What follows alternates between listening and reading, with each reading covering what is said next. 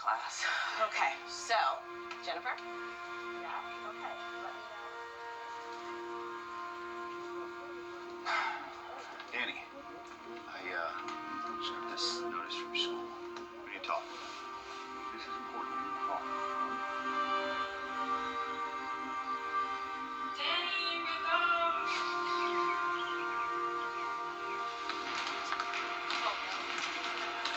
Danny! Labs.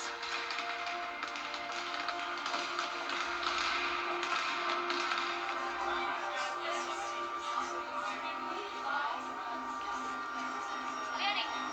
Danny! She's overdosing. When no one else knows what to do, it's gotta be you.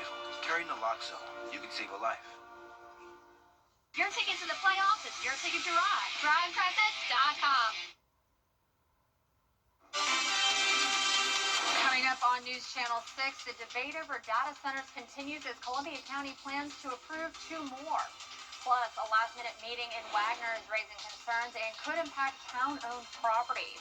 And a guilty plea in the murder of an Aiken County woman. What sentence the confessed killer will serve as your news starts right now. Live from Television Park, this is WJBF News Channel 6 at 11. Well, good evening to you. I'm Kim Vickers. Thank you so much for joining us.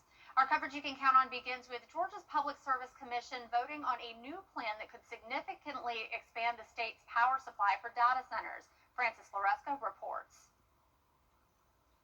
The data center is not just a yes-no, black-white issue. The deal between the PSC and Georgia Power clears the way for thousands of megawatts of new power, energy needed to fuel data centers in the state. The vote could impact 3 proposed data center projects and proposals in Columbia County. But you do have this just massive grab of land and conversion. And I really think that there's not a lot of thought given into, well, what does that mean for that community in the future? That future could change the area's rural character and potentially impact utility costs as opponents express concerns over water demand, noise, and light pollution. However, several people say those concerns have already been addressed in meetings. I don't want my power bill to increase, and Georgia Power has talked about locking in rates, so a lot of the increases that people talk about based on data centers are not something that's going to happen based on policy that the PSC is working, legislation to really keep those rates and those increases from coming to the consumer. When industries or manufacturers come in, they sign an agreement with Southern Company, and they pay for their own infrastructure. Georgia Power also says the new plan the PSC voted on, families should see rates decrease. That's savings for Georgia families and going forward, because I'm a ratepayer too, so I want to see those savings as well. The Columbia County Board of Commissioners and the Planning Commission will continue discussions over the proposed data centers in the new year. In Columbia County, Francis Loresca, WJBF, News Channel 6. A special called meeting in Wagner is drawing some scrutiny. The Wagner Town Council met to consider an ordinance declaring certain town-owned property as surplus.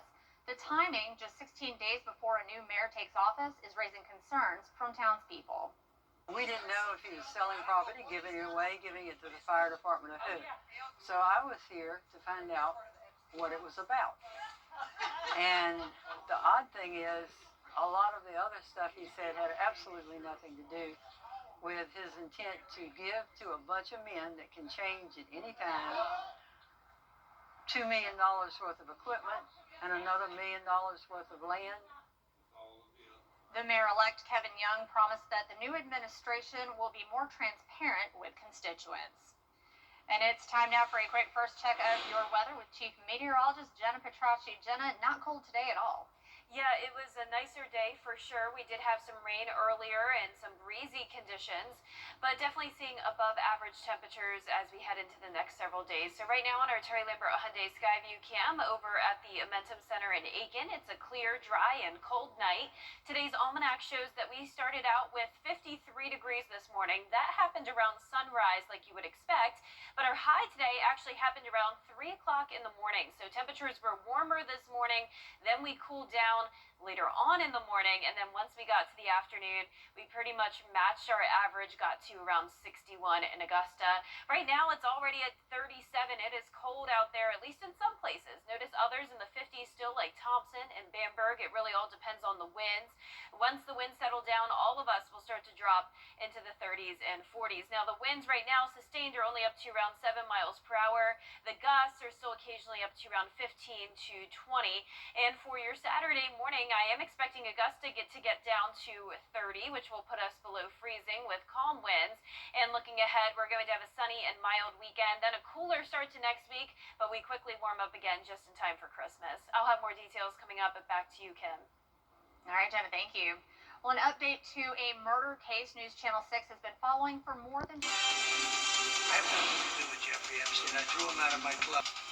And we are going to be tracking warmer weather as we head into the weekend. Highs in the upper 60s on Sunday, but then a cool down on Monday. I'll have all the details when we return. It's time to go see Love Your Mind. The Live 5 for 6 Skyview Network, sponsored by Terry Lambert Hyundai. Now, your most accurate forecast with WJBF Live 5 for 6. Welcome back. Yesterday was a very rainy day, and some of those showers even lingered into early Friday morning due to a cold front coming through. So you can see over the past 48 hours, we had this swath of pretty steady rain come through the central portion of the CSRA, putting Richmond and Aiken over an inch. So definitely some beneficial rainfall for us. Our northern and southern line counties only saw around a quarter of an inch to half an inch, so we could use more rain, but it looks like we're going to be ending the month of December on a dry note. It was a breezy day as well today. Gusts up to around 40 miles per hour only made it feel colder outside. The winds right now are still gusting up to 21 in Aiken, so we do have a harsh wind chill for now. Our Terry Lambert Hyundai Skyview cam at Augusta Regional Airport fortunately showing the American flag now no longer moving, so winds are starting to settle down, and by tomorrow morning I'm expecting calm conditions. 37 out there. Be sure to bundle up when you're headed out the door tomorrow morning, unless you're sleeping in. Then once you get into the afternoon, it will be pretty comfortable. Low 40s there in Washington, some places still in the mid 50s. So like I mentioned earlier, it really depends on which areas are settled down from the winds. The winds always keep our temperatures a bit warmer, so that's why we're still seeing some places in the 50s while others have fallen into the 30s. So high pressure is directly overhead. We're going to be seeing sunny and mild conditions over the weekend. Temperatures climbing to around 60, similar to how it was this afternoon. So tomorrow, pretty much a repeat day. The winds will just be lighter, and then we're starting out the morning at only 30 degrees. So here's your weekend forecast overall. Notice we start to warm up on Sunday to a high of 68, but then we drop to around 58 on Monday. So we are cooling down early next week, and it's going to be because of another cold front. So here's tomorrow morning at 6 a.m. High pressure moves out to sea. Winds start to come in from the south ahead of this next system. This is going to be a dry front, so we're not expecting any rain this weekend, but some clouds will move in on Sunday morning, lingering into the afternoon, and then those winds will start to come out of the north again, and that will drop our temperatures Sunday night into Monday. But once again, not expecting any rain, and that will continue into Christmas Eve. I really want to point out the difference here in Christmas Eve back just 3 years ago versus this year. I'm sure you all remember this very well like I do. It was frigid out there. 12 degrees was our low. Our high was below freezing. And then this year, a completely different story. We're going to be about 40 degrees warmer for the holidays. And here's a look at Christmas Day itself. Last year, we were pretty much seasonable in the upper 50s. Coldest on record, 26 back in the 80s. And the hottest, we were in the 80s. back in 2015. So we're not going to be in the 80s this year, but we will have highs in the low 70s, maybe even some mid 70s. And I am thinking it's going to be a warm New Year's Eve and New Year's Day as well. So notice once we hit the 70s on Christmas Eve next Wednesday, they're here to stay through the following Monday, and low temperatures are going to be above freezing, going all the way into the upper 40s. Going to be a warm Christmas. Yes. All right, Jenna, thank you. Well, coming up, a massive dump of Justice Department files in the case of Jeffrey Epstein, including never-before-seen photos released that are raising new questions. That story when we return. But first, the winning numbers for tonight's South Carolina lottery are, your pick 3 numbers are 1, 0, 0, and the pick 4 winning numbers are 7, 1, 9, 3, and the fireball for both is 6. We'll be right back. At the Dennis Law Firm, all of Coming up, the Clemson Tigers preparing for their bowl game next Saturday against Penn State. Hear more from quarterback Cade Klubnik in sports up next.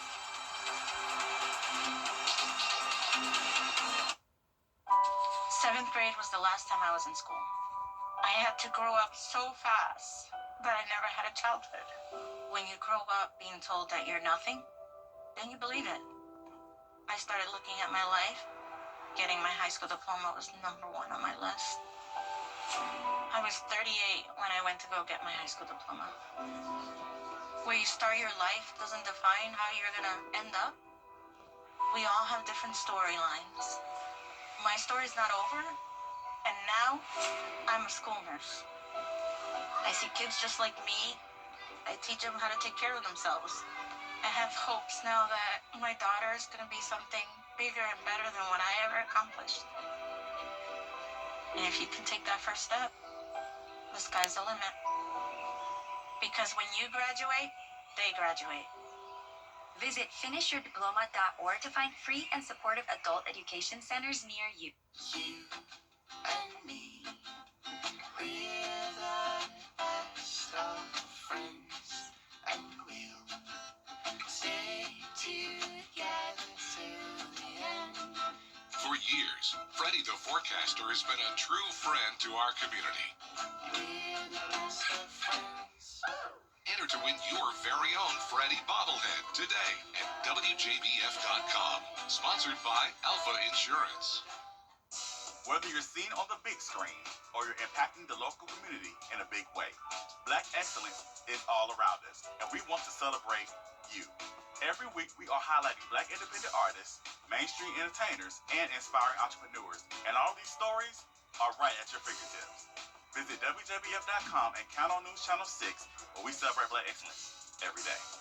Celebrating Black Excellence 365, only on News Channel 6. Is rainy weather putting a damper on your day? Enter to win your very own live Viper 6 umbrella today. Visit WJBF.com and click on Contest and fill out the entry form for your chance to win. Getting your hands on a live Viper 6 umbrella has never been easier. That's right. Lucky winners will be announced weekdays on News Channel 6 at 6. Who knows? It could be you. Sponsored by Busby's Heating and Air. When quality matters, call Busby's. Trusted since 1945. Closed captioning on News Channel 6 is sponsored by Hearing Associates of South Carolina. The live Viper 6 mobile app. Download it today. Now, WJBF sports coverage you can count on. Well, the college football playoff officially kicked off yesterday, while bowl season continues on in the month of December. Next week, the Clemson Tigers will be taking on Penn State in the Bad Boy Mowers Pinstripe Bowl in New York City. It'll just be the second all-time meeting between the Tigers and Nittany Lions, with their first meeting dating back to 1988. Now, after starting out the season 1-3, the Tigers finished off the regular season at 7-5, ending on a high note, beating South Carolina in the Palmetto Bowl. And quarterback Cade Klubnik was limited in practice earlier this week due to his thumb injury that he suffered against USC. But with the bowl game just a week away, he's ready to play one last game in a Tiger uniform. Felt great today, so definitely dang near 100%. So it's been great. I love spinning the football. It's fun to be able to be out there and throwing, and it's a long season. Sometimes you just need a little bit to rest and just kind of bounce back. Well, kickoff is set for Saturday, December 27th at noon, right here on News Channel 6.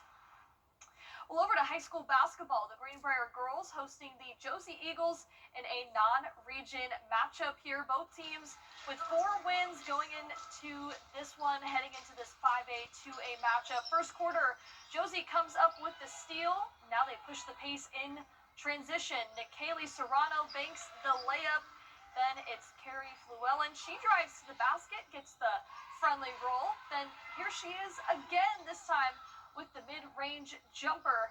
Now it's Greenbrier on offense. Aaliyah Silver dishes it out to Cherish Hunt. She splits her defenders, gets to the bucket and the foul. Josie leads at 16-8 in the first quarter, and they go on to win it 63-47.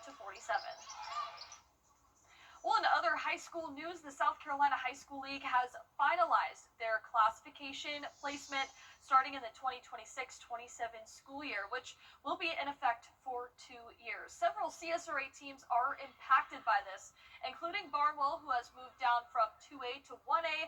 Arch rival Silver Bluff makes the move from 3A to 2A. The Batesburg-Leesville Panthers no longer in the 2A region, also going to 1A. Fox Creek moving up from 3A to 4A. The executive committee will meet January 13th through the 14th to hear appeals regarding the realignment.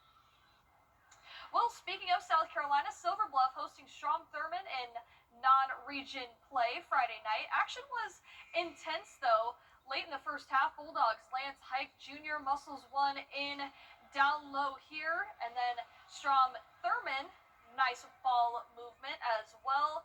AJ Walker to Deontay Phillips, and then Zach Cottrell with the slam dunk, and then it's going to be Cottrell again cleaning up the boards, and Thurmond up by a bucket late in the third quarter. Silver Bluff rallies. Alanda Smith with the dribble drive score. Bulldogs come back to win it 51-57.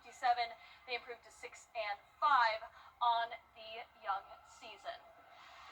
So, yeah, definitely basketball in full swing. Yep. All right, Gianna, thank you. And speaking of basketball, a sheriff's deputy proving he has an unbridled love of the game. That's coming up next.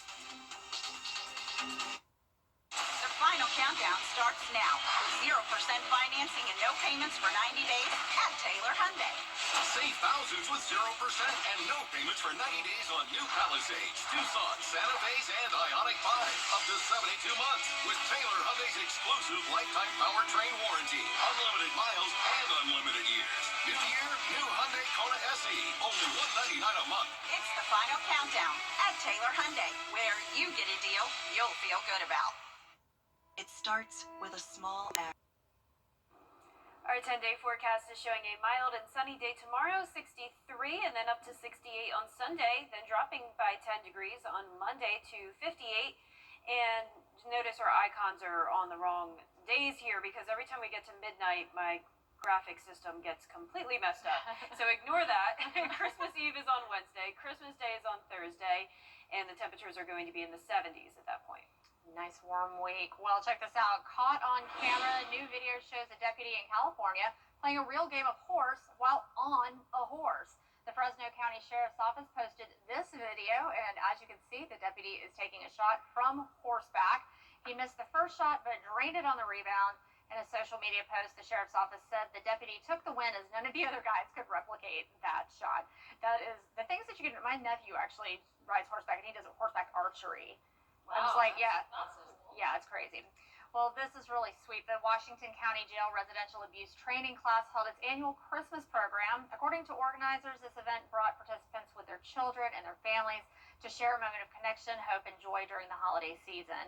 Organizers say with the support of community volunteers and organizations, the gathering offered a welcoming space filled with encouragement, gifts, and festive activities, and the room was filled with laughter and gratitude. I know those families are probably really happy to see their loved one and get to have a little bit of Christmas with them. Yeah, I love that. Yeah, me too. It's really great. All right.